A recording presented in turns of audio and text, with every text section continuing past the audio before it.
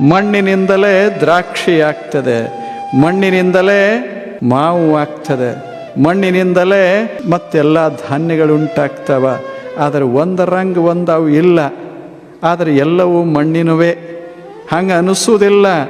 ಜೋಳ ತಿನ್ನುವಾಗ, ಗೋಧಿ ತಿನ್ನುವಾಗ, ಹಣ್ಣು ತಿನ್ನಾಗ ಮಣ್ಣು ತಿಂತೀನಿ ಅನಿಸೋದಿಲ್ಲ. ಆದರೆ ಮಣ್ಣು ಬಿಟ್ಟೇನೂ ಇಲ್ಲ. ನೆಲದ ಮರೆಯ ನಿಧಾನ ಇದು. ಎಲ್ಲ ಇರೋದ ಮಣ್ಣಿನಾಗ.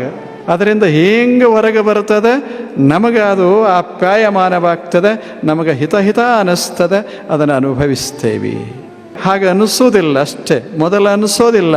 ಹಾಗೆ ಭಗವಂತನಿಂದಲೇ ಈ ಜಗತ್ತೆಲ್ಲ ಆಗ್ಯದ. ಆದರೆ ಭಗವಂತ ಅಂತ ಅನಿಸ್ಲಾರ್ದಂಗೆ ಆಗ್ಯದ ಅಷ್ಟೇ. ಬೇರೆ ಅಂತ ಅನಿಸ್ತಿರ್ತದೆ. ಬೇರೆ ಅನಿಸಿದ್ರು ಏನಾಯಿತು, ಇರೋದೆಲ್ಲ ಅದೇ ಅಲ್ಲೇನೋ.